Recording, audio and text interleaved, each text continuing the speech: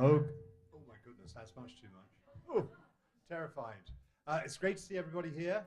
Absolutely fantastic International Women's Day. And we are all about, absolutely no shadow of a doubt, promoting women in surgery. I promise you. I was a little heartened the other day because Esther McClarty, who's the head of postgraduate heads of school, said she reckoned it was now 20% of consultant appointments in surgery in the UK are female. We were getting a bit despondent about 13 or 14%. Now, whatever it is, I completely agree it's not enough. And we need to do all we can to make things easier for you all, to make you see that you can have a career in surgery. And that's what this evening's all about. And so I'm going to hand over now to Tamzin Cuming, who heads our Women in Surgery program.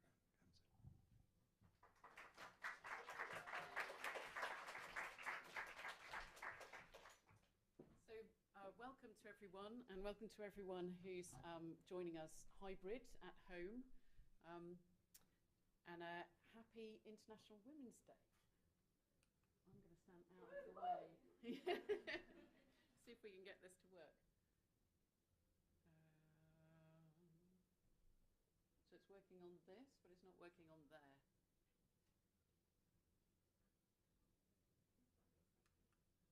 It's not going forward. It's not going backwards.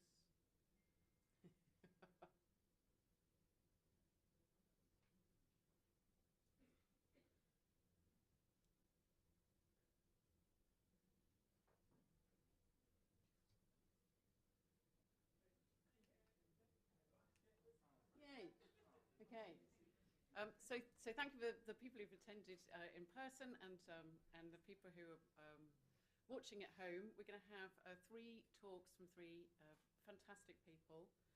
And I'm just going to say International Women's Day, I think it's a time for us to celebrate, but also it's a bit of a sort of serious moment.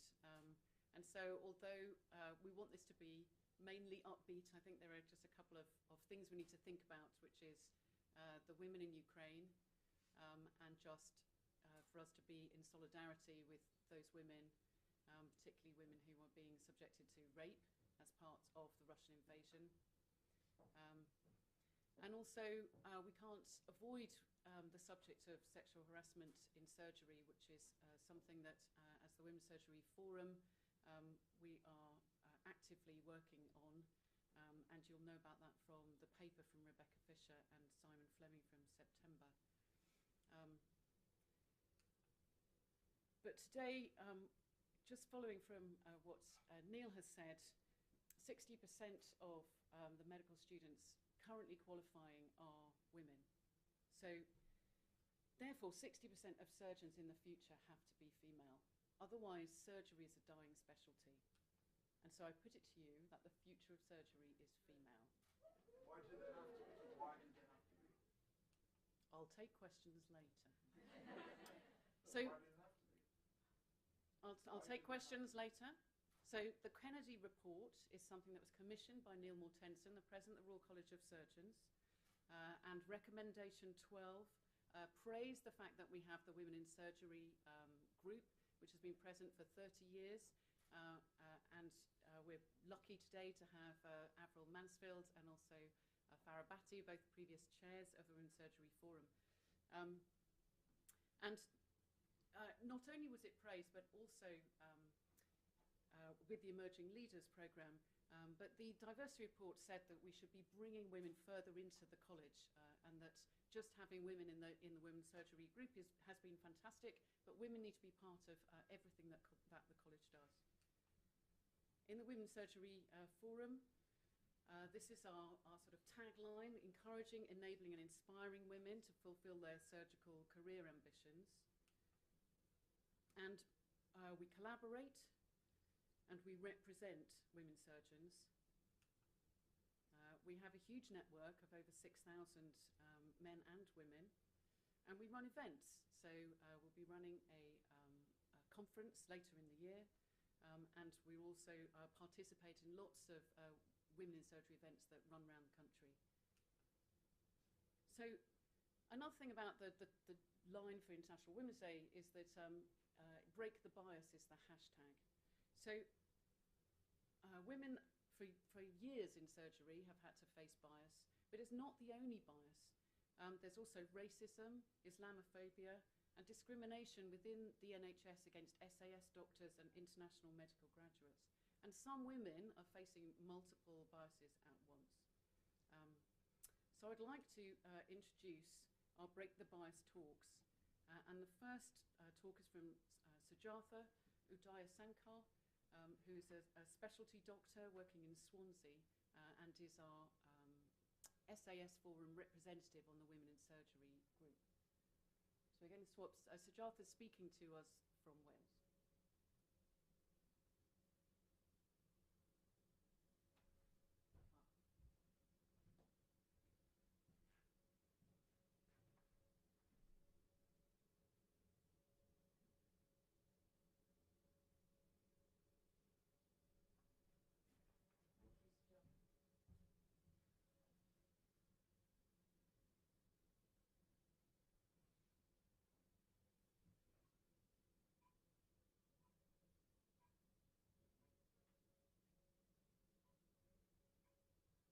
Hi, Sijatha. Hello. Be live. Go ahead. Hi, everyone. Okay. Thank you for speaking to us. Good evening, everyone. I know I'm talking from home and I can't see anyone, but I'm assuming everybody is seeing me. So I am really glad to be able to talk my experiences and share some views today. So thank you, everyone, for organizing this and inviting me to talk on this evening. And thank you for the admin staff who've been really wonderful and helping me to get on this platform.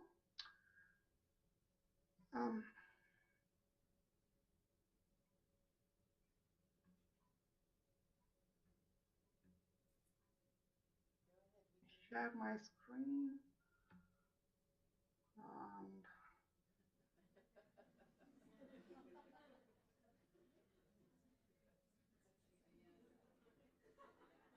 The college is spending a lot of money on our Zoom account. hello. Can everyone see the screen or?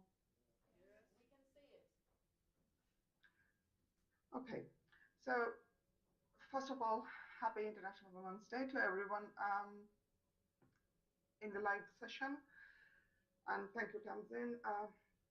Today's theme was break the bias. And I thought I would start or talk a few points from my journey and reflections from my journey as a surgeon and go from there. So I am an international medical graduate. I come from India and I did my medical graduation, came to the UK and started my career as a observer at a clinical attaché, followed on by doing a foundation training and decided to become a surgeon. I took a co-surgical training program in Wales and moved with my family to Wales to start a surgical career. So after 3 years of doing rotations, I decided I wanted to take a non-training pathway, to say so, and took time to explore the specialties of my interest. Finally, I joined as a SAS doctor in general surgery. This was 8 years ago. And since then, I think there have been lots of positives and lots of challenges, and we'll go through that. Currently, I'm also an honorary teacher for the medical students for both Cardiff and Swansea Medical University in Wales. And I am a SAS and a LNC representative for my health board. And I'm one of the members of the Royal College of England SAS Forum and also a part of the WINS Forum in the college. This is a brief introduction to me.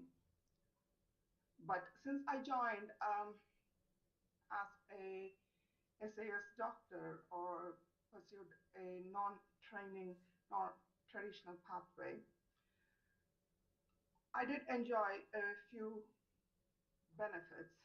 I had time, unlike being rushed during my training years, where I was trying to complete my meetings, complete my assessments, and complete ASCPs. Now I found time to just have a good in-depth understanding of the specialty and see what I like and what I would like to do in future. So there were a few moments where I could think about my choices for the future and also explore a in-depth of my interests, particularly in both clinical but also non-clinical aspects of medicine. And because I stayed in the post for a long time, it was more of a surgical apprenticeship, and I had the time to build experience with the team members and understand how to perform procedures and take the time to build relationships as a long-term relationship with the team members. And it gave a very good team spirit. Once I did that, it also um, made things easy for me because I was not moving around um, to different parts of the country or different parts of the locality because I was placed in one particular team in one particular hospital.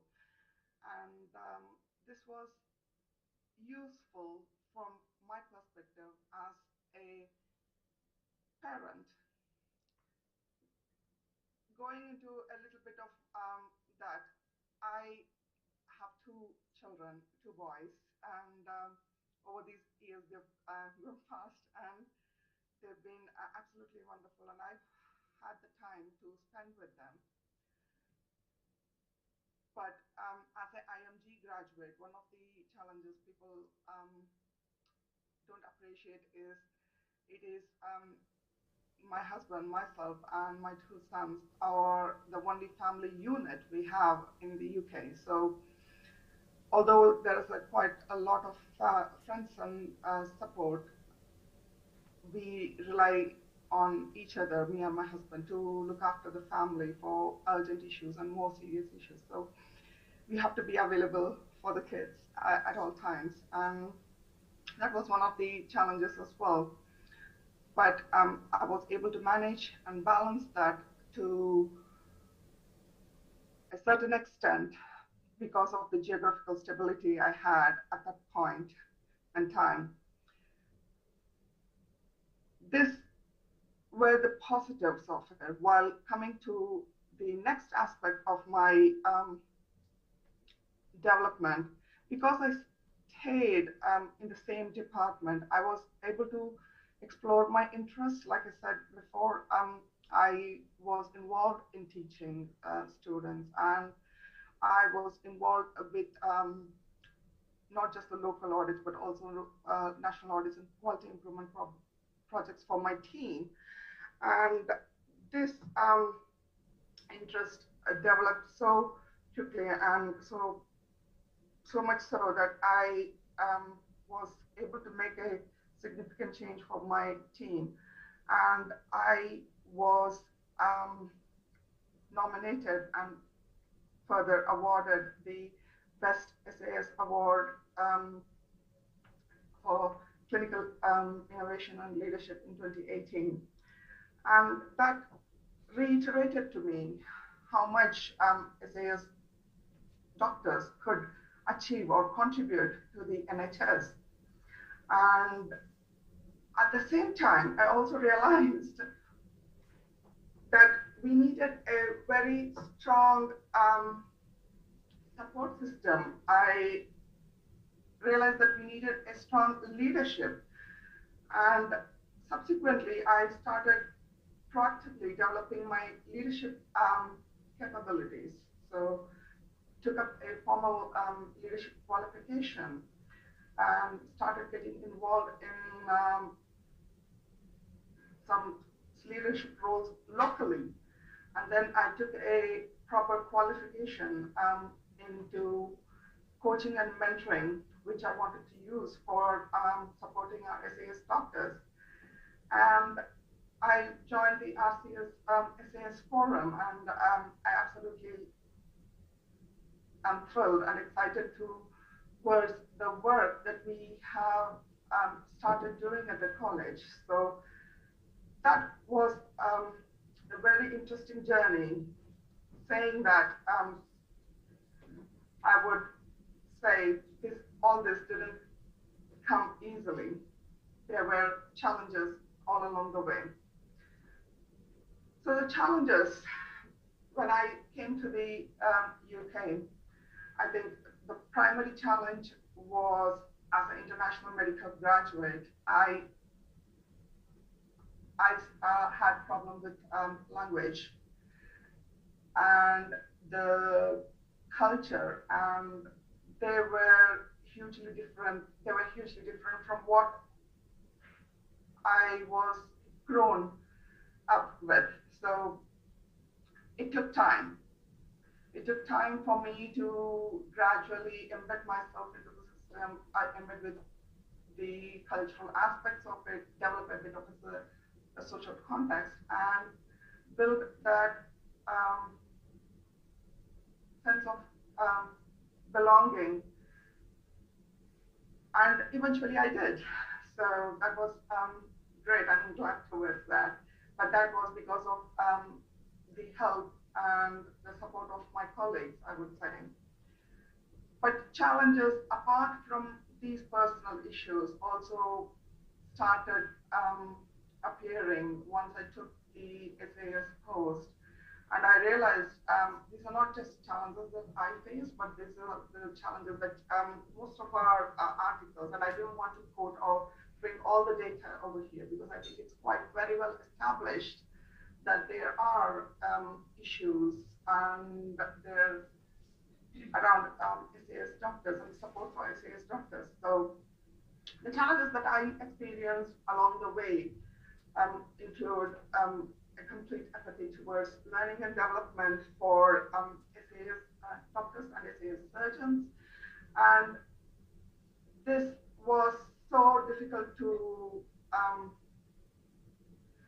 break through, in the sense that I think it's lasted for quite a few decades now. So this is a general culture. Now I'm realizing that people are realizing, and we've talked about it extensively, and there is a shift. There is a shift in attitude, there's a shift in the culture.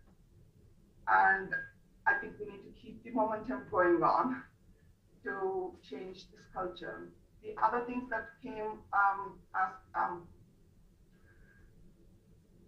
difficulties were, or challenges were, having a proper PDP for my own development. As you might have realized, I joined quite early on into a SAS post, and I wanted to develop as a general surgeon. So that required a lot of support from developing my portfolio, having somebody to mentor and guide me through and help me with the progression, having a job plan and having flexibility around the job plans, being a mother. And that was another difficulty because there is a sort of a culture that we don't appreciate that we are also parents and we have a separate life outside of work. The other cultural barriers or the cultural challenges were bias, discrimination, bullying and harassment. That kind of gives you a sense of it gives you a bit of hesitancy to ask for things because you don't know what you're going to face. And these were certain difficulties that I did come across through the journey, but I also realized there were lack of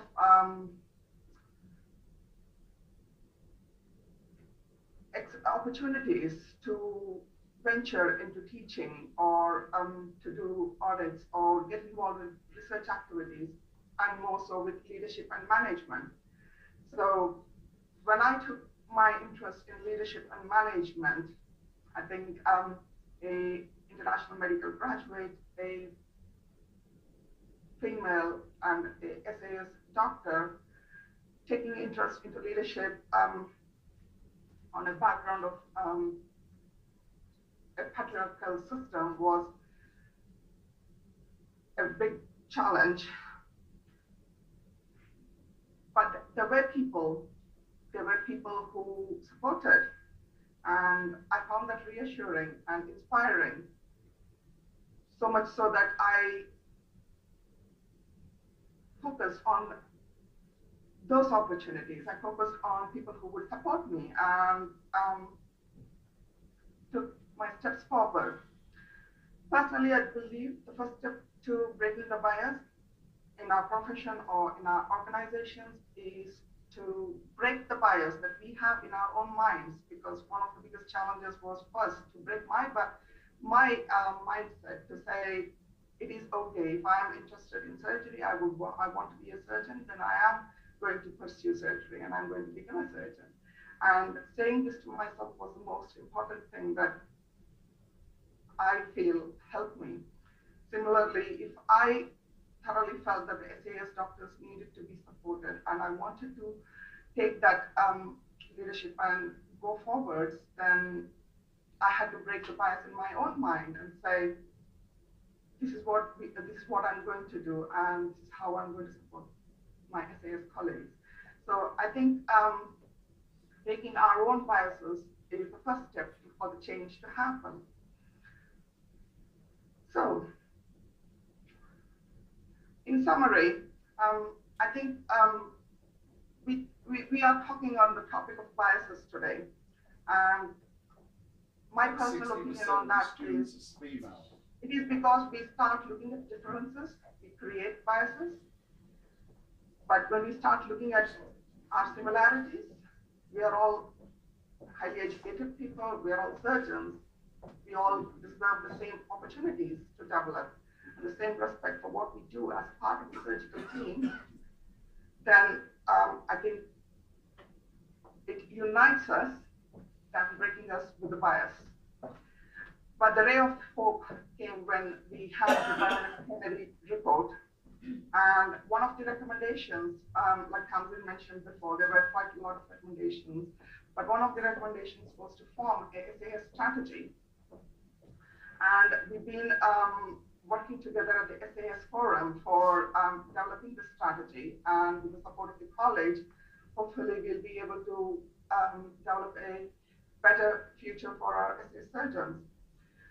On this occasion, I would really reach out to everyone and ask people to join us at the SAS Forum, recommend and promote the word amongst your colleagues, SAS doctors across the UK, get them to come and join us at the SAS Forum and also the WINS Forum.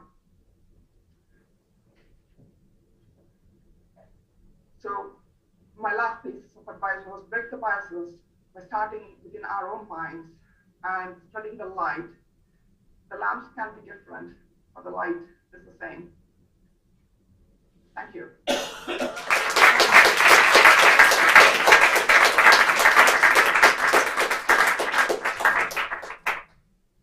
you very much, Sijatha. Can you hear me? I'm just saying thank you very much for a thought-provoking talk, and also to remind us to break the bias in our own minds. We're going to move to our next speaker now, who is Farah Roslan. She is a core trainee. Can you answer that question? If 60%... I'm sorry, this is not a question-answer session. We are having... You have to answer the question. No, I do not. This is the International Women's Day, and if you're not happy, you can leave.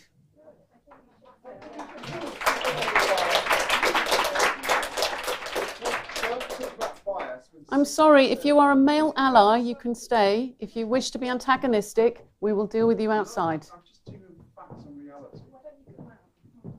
Facts and reality. Okay, sorry. Okay. Facts and reality is one thing.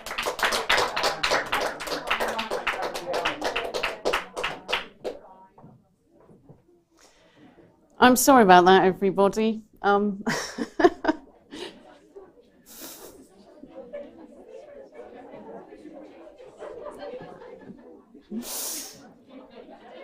Okay. Thank you to everybody. We're just a little bit tight on time, so I'd like to carry on, please. It just shows how the antagonism that we can create just by literally existing. So, I'd like to hear Farah Roslan, who's a CT trainee, and we're delighted to have her speak to us about breaking the bias. Thank you, Farah. Thank you very much for inviting me and having me over. Am I okay to share my screen? Because it says that the host disabled participant sharing. Whilst that's all going on, so my name is Farah Roslan, you can call me Farah. And just as rightly introduced, I'm currently a core teacher trainee in East Midlands. I'm about to go for my night shift at the moment, actually, hence why I'm in my scrubs. But I thought it's such a delightful platform to be invited to and speak in. So I'm making time definitely for this. So I'm just going to try to share my screen.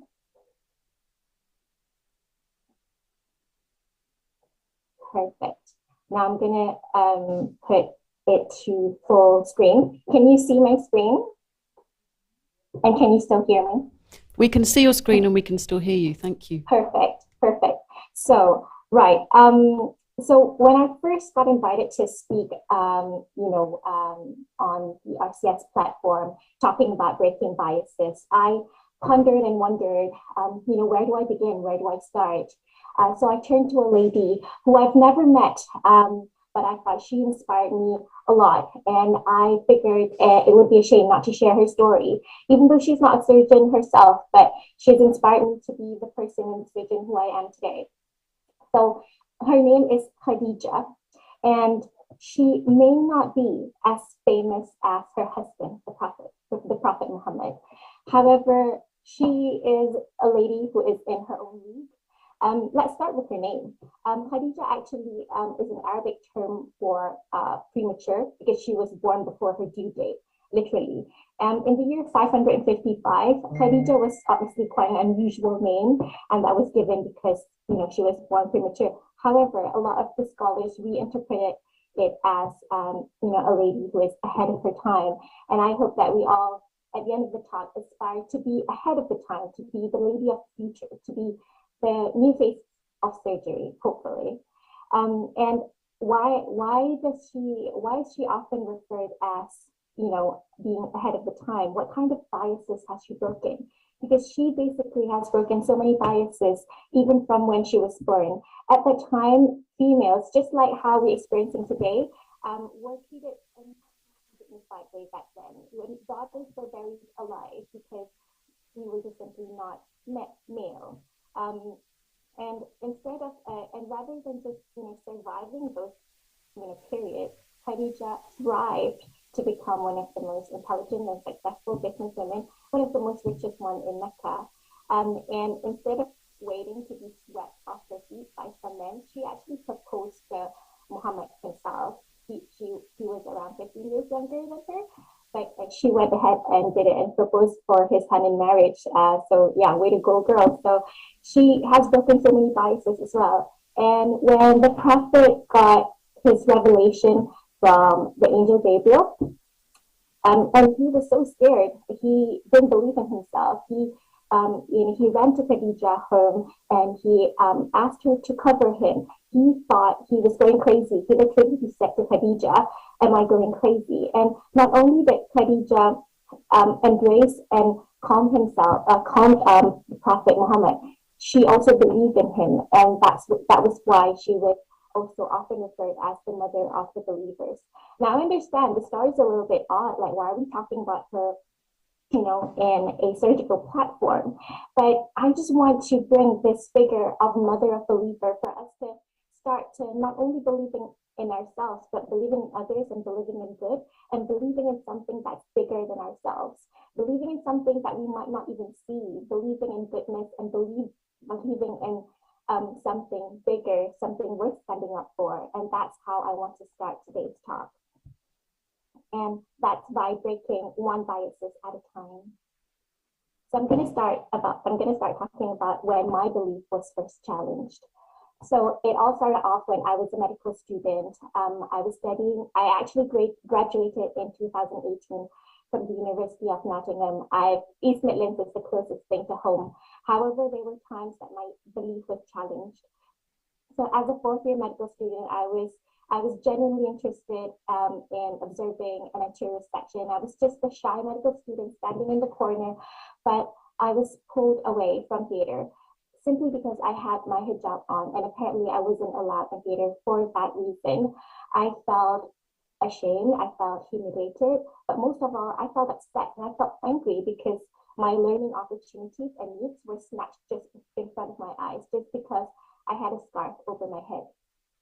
It didn't feel right. I brushed it off because I thought, maybe it's just me. I mean, like, I'm a minority anyway. It's very difficult to find people like me. I don't think people can relate to how I feel or my experience.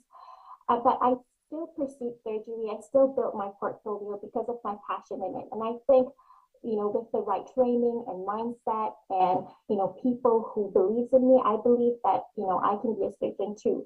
So I did not let my dream rest. However, I did continue to ponder and dig up, and I found this research published by the British Islamic Medical Association, and they found, surprisingly, that those women who wear hijab, majority of them, over 94%, felt that wearing hijab is important for them, but more than half actually experienced problems trying to wear hijab in theater, and more than a third felt bullied because of wearing hijab in theater. This is something that I can definitely relate to. And when feelings turn into numbers, it became more than just the feelings. And as you can see, up to even close to 1 in 3 avoided attending to theater because of concerns related to wearing hijab. I was glad and I felt privileged that I had the courage and the support from my family and friends to never stop going to theater despite the barriers and despite the discrimination that I felt that I have faced. However, 1 in 3 do not think like that. 1 in 3 would step away from theater, would have learning opportunities lost to them, and would not consider to pursue a career in surgery because they never feel welcomed or belong in theater just because they have their headscarf on. I decided that I wasn't going to remain quiet about this. I've never been good at sitting still anyway. So I want to talk about leadership, and I'll talk about mentorship and the importance of allies. So I've always known Miss Gillian Trainee. She's now a professor, by the way. And she's also the head of school in East Midlands, and someone that I've always admired and looked up to. So she was working in Derby, and I was an F2 back then in Boston. So I remember taking about 2 to 3 different trains because I didn't drive back then, and another taxi just to get to Royal Derby Hospital to meet Prof. Tierney when she was on call, knocking on her office and sat on one of the chairs of her colleagues at that time who were present in the room. And I explained to her about applying for cortical training. And I remember I was feeling hesitant to talk to her, but she provided such a safe space and such a safe environment for me to open up and talk about my fears and insecurities. And that's when I, mentioned about I feel that, hijab can be a barrier for me to pursue surgery. I really love, being in operating theater, and I love the life of being a surgeon. But there's this part of this belief of mine that I definitely would not want to compromise if, it's not being accommodated. She reassured me that we're going to find solutions, and we started digging up so many solutions. We gathered a few team members, and I started blasting so many emails to different medical theater companies, and one of them replied to me favorably. And we decided that we were going to introduce the disposable sterile hijab. and it was actually the first one ever introduced in the country. Miss Tierney got super excited, and she decided to call all kinds of media outlets, including BBC News, and they started interviewing me, taking photos, and recording videos as well. The news then became international and been translated to so many different languages. And that was basically the start of the disposable hijab journey, and that raised more awareness about accommodating female Muslims who wear headscarf in theatre. So research does not just end on, an ink on a paper. Research changes practice. A few months down the road, BIMA, the British Islamic Medical Association, continued to lobby the NHS employers to start updating their workwear and dress code guidance. And that was when there's a significant amount of paragraph and details about how trust can accommodate to female Muslim wearing hijab in theatre. And that includes both reusable and disposable options. And I decided to collaborate with BIMA as well in their cause and producing this quite nice infographic, and that's quite easy to use as well, expanding the ways that we can accommodate female Muslim in theatre. And leadership as well doesn't just stop with one story. Leadership can be very infectious and very motivating if we have a positive cause behind it. One of my junior colleagues texted me on Instagram when she saw about this initiative. She was working on the National Leadership Program, and she started working in her trust, the Isle of Wight, to start a procurement pack to help different trusts to have basically a pack full of information and packages about how to, again, accommodate female Muslim students and junior doctors who wear hijab to feel belonged and welcome in theatre and to feel included. And then I kept on just talking and going about my work as well in so many other platforms, because I believe that visibility is very important. And I wish that I had a role model, more role models to inspire girls like me. And apparently these two medical students, Nishat and Saida, they just texted me on WhatsApp. They're actually watching me over in London at the moment. So I just want to give a shout out and hi. I can't actually see them, but hello, hi, Nishat and Saida. They started texting me on Instagram as well. And then we started having a Zoom meeting and founded the Muslim Women in Surgery, which is a brand new society, just recruiting not just female Muslim, but also all kinds of allies. So yeah, we have, like, for example, Lauren Jane, who's such a big advocate, for example, for Muslim women in surgery, and so many others who support our cause. And one of our launching event has garnered over 170 participants. And that was just done at such a short notice. So we can see, the amount of support that we're getting from people, and the fact that the cause is definitely right. And it's going in the right direction. So bit by bit, we are changing the face of surgery. So going back to my first slide, Khadija, I mean, it's such a simple word, and it's such an unusual name to give to a baby girl as well. Like, can you imagine naming someone preterm? But if you think about it being ahead of time, we can all try to strive to be ahead of time, to be the mother of believers, to believe in something that's worth standing up for, to break bias bit by bit, challenge stereotype, and hopefully changing the face of surgery to be a more colorful, more diverse, non-discriminating, and more inclusive one. So thank you very much. Oh, by the way, my colleagues in Leicester would like to say hi. They took this photo just before I put together this slide. That's all. Thank you very much. Wonderful, Farah. Thank you very much for that inspiring talk. It's wonderful to see what you've put up and set up with the Muslim Women in Surgery, and yeah, we'd like to support that as much as we can from the college.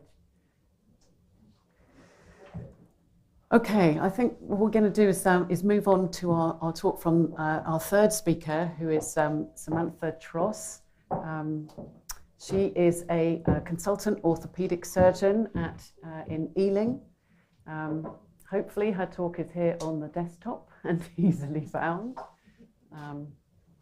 And she was also involved in Baroness Kennedy's diversity report.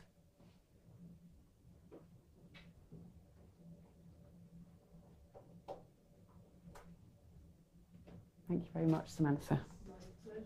Good evening, ladies and gentlemen. I'm going to put this on the. It's up. Oh, yeah. I'm busy tapping away. What a good start. Right. Well, good evening, everyone. I am delighted to speak to you tonight. So, as you heard, my name is Samantha Tross, and I'm a consultant orthopedic surgeon, specializing in treating conditions of the hip and knee. I'm a surgeon who loves her job. On my appointment in 2005, I became the first Black woman in the United Kingdom to do so.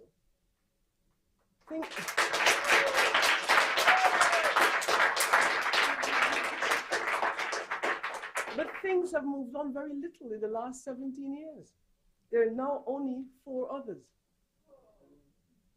So why do I love my job? It is rewarding, it's challenging, and interesting in equal measure. I'm privileged to be able to have a significant impact on the lives of my patients and to see the benefits very quickly. Now, our theme tonight is breaking the bias. Why do we need to break biases? As we've heard before, biases lead to discrimination, a lack of diversity, a lack of inclusion, and ultimately, a lack of belonging. Biases give rise to racism, sexism, Islamophobia, homophobia, you heard all of them. And ultimately, this affects the experience of our colleagues and most importantly, our patients. Now, historically, orthopedics has been the least diverse of the surgical specialties, with female consultants making up about 6% of the consultant body. But as the trainees, female trainees now make up 18%, the future looks better. But it still remains inadequate, bearing in mind, as you know, that female medical students outnumber males. The lack of women in senior roles extends outside of surgery into medical specialties and academia. So in the last 20 years, efforts have been made to address the gender imbalance in senior medical posts, and more latterly, attention has been turned to surgery, specifically orthopedics.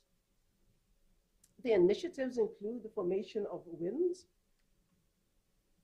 Women in Surgery, international organizations such as Women Orthopedics Worldwide, and International Orthopedic Diversity Alliance, and then there are diversity groups within the surgical specialties, such as the Cultural and Diversity Society of the British Hip Society, Cultural Diversity Committee of the British Hip Society, of which I'm a member, the Estelle Wilson Fellowship, and increasing visibility of women so that they attend more conferences and are on panels.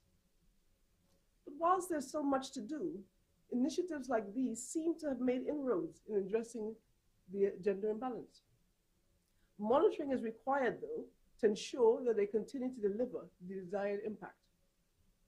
Disappointingly, though, other aspects of diversity, including ethnic diversity, fail to get similar attention. There seems to be an emphasis on collecting more data. Whilst the evidence is available, you only have to look around. Look at who are in the senior positions. So I think that, the evidence suggests there is a problem that is least worth investigating. Now, visibility is welcomed. I'm delighted to be invited to speak here today alongside Farah and Sijatha. But we need to move on from verbalizing support and take action to address the imbalances. We have to examine the systems to see where the biases exist and to commence making the necessary changes in culture that perpetuates the current status quo. Actions can be fine-tuned later if the collected data suggests. With appropriate focus, improvements in this area can occur, like have been achieved with gender.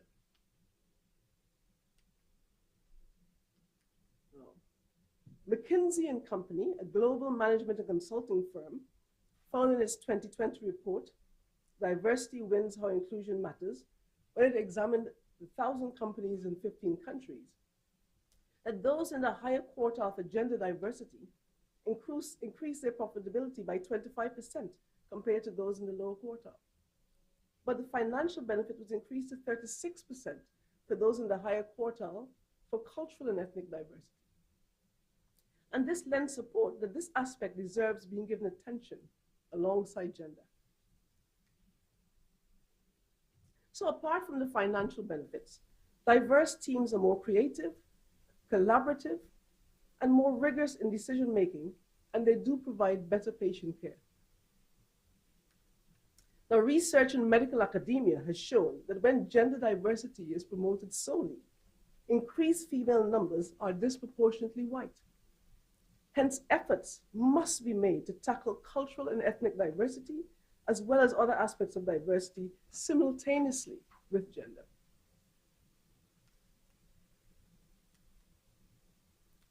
My journey to becoming a consultant was enabled in part by my upbringing in Guyana, South America, where people of color are the majority. And I was surrounded by people like me in positions of authority. Hence, I never believed that my color was a barrier to me succeeding. But even with this confidence instilled in me early on, I faced many periods of self-doubt brought on by biases, microaggressions faced in the workplace. Now, I could so easily have been put off at the beginning of my career. One of my earliest memories of surgery was as a medical student, having to assist a vascular surgeon in theater.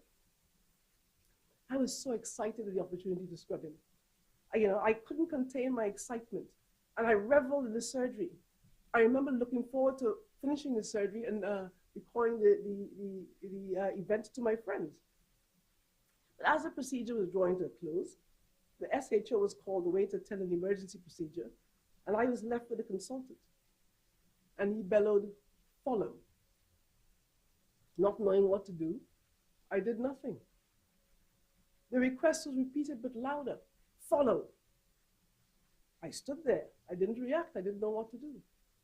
Thereafter, there was a whack right across my knuckles with a surgical instrument with the instruction, "Follow, you idiot." I never had to be asked twice again. Other experiences include the same consultant kicked the back of my chair during a meeting. I stood up and moved the chair forward in case it was an accident, but he continued to kick it even after that, suggesting that it was an accident. In another hospital, I experienced being told I needed to return sexual favors in order to get a reference, but I didn't do that. In another, always being asked to do on calls if anyone went off sick. After a few occasions of this happening, I questioned one of my bosses as to why I was always the one being picked. To which he responded, "Well, you're the only one that's not married." Well, I replied, "Well, if I keep doing on calls, then I never will get married, so I'm not doing anymore." But after saying that and refusing to do the on-call, the relationship with that consultant became strained. And of course, that added to the stress that I already was feeling. In that same hospital, another consultant asked me to assist him in his private practice. And, I wasn't paid. This is in my free time. And I, as the type of person that I am, I try to look on the positive. And I thought, well, I'm getting good surgical experience here, so that's fine. Because prior to going to that hospital, when I had assisted consultants, they had paid me for my time. And as I said, I was looking on the positive until I found out that the trainee that was there before me, white, male, middle class, he was paid. And he was paid after every surgical operation. I've had to experience an easy camaraderie between consultants and trainees of the same race that's not been extended to me. Them having conversations in my presence with no attempt to include me, of which I had no prior knowledge and hence I couldn't contribute. These were all constant reminders that I was an outsider. Now, I mention these experiences to highlight to those fortunate not to have experienced these things what others may be experiencing, and that these experiences are not restricted to a single organization. Now, while some similarly affected people show no outward signs, there are those in whom these experiences will lead to underperformance. Now, bearing in mind the significant numbers of Black and ethnic minority medical students are present, we collectively need to make a priority to develop an environment where colleagues can thrive, so we get the best of our medical workforce and ultimately great care for our patients. Now, coming to England at the age 11 to attend boarding school, I was separated from my parents in a different country, in a new culture, separated from my siblings who were in different boarding houses, and my experiences there at school developed my resilience. This is what has assisted me during my career. I was fortunate to meet and be supported by many surgeons of all races during my training, but there were a few that had the greatest impact, whom I'd like to highlight today. They showed that they really believed in me, they rooted for me, and that greatly boosted my confidence. Now I've got Richard Earlham here, who's a consultant to the left. He was a general surgeon at the Royal London. David Lightoller was he was an orthopedic surgeon. Unfortunately, I don't have a picture of him, surgeon in Basildon. Professor Fred Heatley, who you see on the right there, and John Spencer from Guy's and St. Thomas's, and Ian Blinkett and Roger Patterson from Brighton. But we mustn't forget Alison Hume. She was an orthopedic surgeon who was the first female surgeon I met. I came across her as a medical student. Now, I interacted with her very little at that stage, but her mere presence had a profound impact on me. And this highlights the importance not only of support and mentoring for career advancement, but also visibility. Now, that first surgeon I mentioned that hit me with a surgical instrument was Asian. The other negative experience occurred with white consultants. My support came from surgeons of many ethnicities, but primarily white consultants. So this highlights that your strongest allies will not necessarily need to look like you, and adverse behaviors with regards to ethnicity is not a black and white issue. I believe it is beholden on organizations like the surgical colleges, the British Orthopaedic Association, and other surgical associations to make all aspects of diversity central to their policy and initiatives. They must have the courage to look at the evidence before them and face up to what it suggests. These are the ways in which they can tackle it. Now, marginalized groups are playing their part. They have begun to mobilize themselves into organizations which offer mentorship and psychological support to one another, and they are ready to assist, guide, support these ruling organizations in their efforts. From the Black diaspora, we have the Melanin Medics, a charity set up to support and increase aspiring medics from the African and Caribbean community. The British Caribbean Doctors and Dentists Association supports doctors from a Caribbean background because evidence suggests that they fare worse than their African counterparts. And the more recently formed British Association of Black Surgeons, which supports Black surgeons and of which I'm a trustee. Supporting diversity in surgery, that you heard, there's the Indian, Pakistani, Bangladeshi, you've got the Muslim Association and so on. And these organizations, as I say, are doing the necessary work to support themselves, but they need help. And any of you surgeons, potential surgeons out there who identify yourself as Black, you're welcome to join the British Association of Black Surgeons and Caribbean Doctors and Dentists Association. And we're always looking for allies to support us in our work. So I recommend, alongside the initiatives that the minority groups have already formed, that they spend time on their own self-development to realize that they are not powerless. Whilst you can't control every situation, you do have the ability to decide how situations impact you. The diversity review by Professor Mortensen here at the Royal College of Surgeons, which was led by Baroness Helena Kennedy and which I was fortunate to play a part, is an excellent starting point. The recommendations made, which the college has agreed to follow, do not specifically target the inequalities experienced by Black doctors, a particularly affected group. The college is, however, working with groups such as the Melanin Medics and British Association of Black Surgeons to effect changes in this area.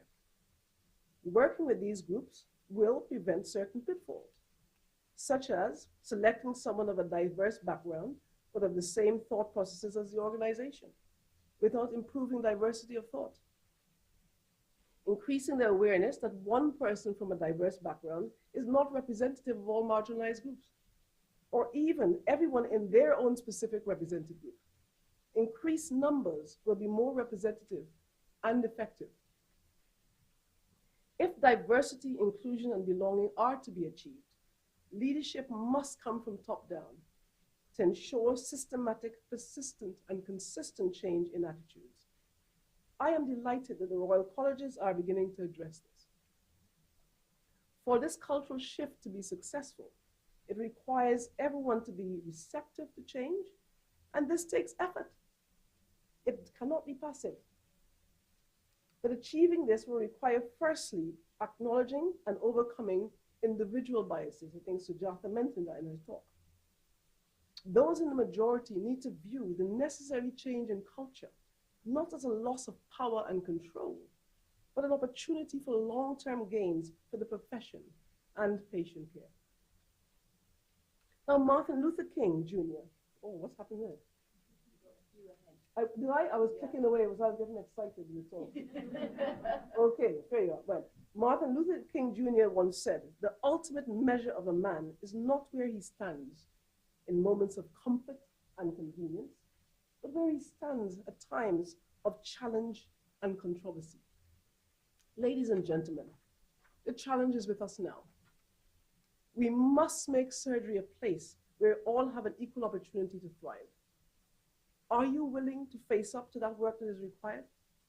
I certainly hope so. Thank you.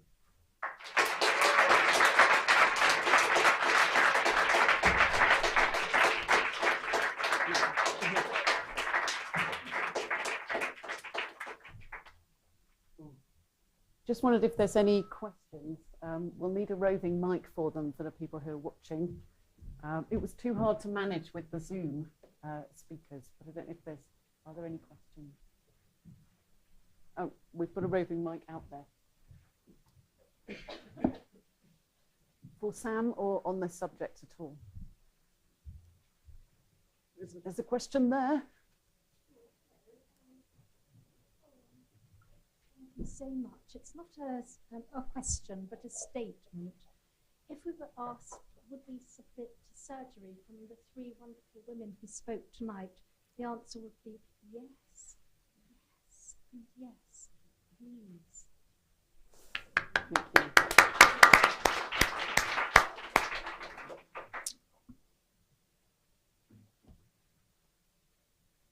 Stunned into silence. But they're all willing to come on board and do the work that's necessary.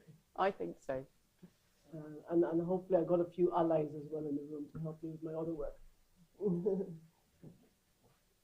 Thank you so much for your talk, Samantha. It was really inspiring. Pleasure.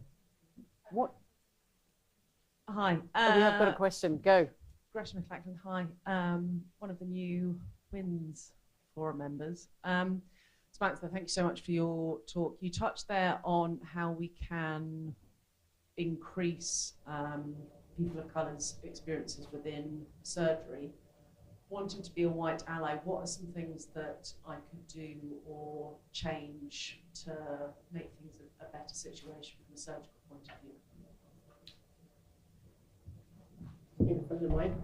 Well, I think the first thing that we really need to do is to listen to their experiences, create an environment where they feel comfortable enough to share. Assume, because, you know, the problems that exist within the community start very early, before they come to medical school, before they get into training. This is happening in schooling and so on. So there is that feeling of having to do even more to fit in and so on. And so if you can, first of all, just assume that they're feeling uncomfortable. Make that assumption.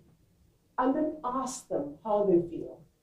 And do your best to just create the environment in which they feel comfortable, in which they can then thrive. I think that's the best thing, listening and asking the question, creating the right environment. Thank you. And hopefully some of those groups that you've mentioned might be part of that feeling comfortable, like yes, Muslim women in surgery. Because it shouldn't be left to Black societies to do all the work. But so yes, they are there to support, but we really need our allies as well to have input and to assist us with the work. Fantastic.